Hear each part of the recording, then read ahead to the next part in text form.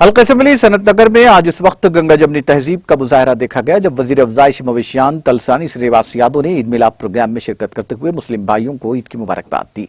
मस्जिद जाफरिया के सदर सैयद सिराजुद्दीन ने अपनी ख्यामगाह पर पुरतकल्लुफ ज़ोहराना तरतीब दिया था, जिसमें वजीर श्रीनिवास यादव ने शिरकत की। इस मौके पर मुतल्लिका कॉरपोरेटर्स लक्ष्मी बाल रेड्डी, साबिक कॉरपोरेटर शशि कुमारी और दीगर ने शिरकत की। श्रीनिवास यादव को इस मौके पर तहनीत पेश की गई।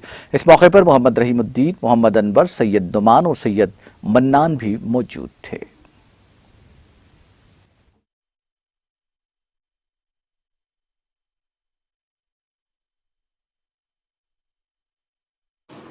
आज ईद उल ज़ुहा के मौके पर मैं तमाम हमारे कॉन्स्टिट्यूंसी के लोगों को मुबारकबाद पेश करता हूं।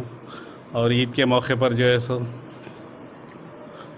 आज हमारे मिनिस्टर साहब श्रीनिवास यादव साहब हमारे घर तशरीफ़ तकरीबन पूरे हमारे कॉन्स्टिट्यूंसी के भी जो है सो कार्यकर्ता भी आए थे, हमारे कॉरपोरेटर बाल रेड्डी वगैरह भी।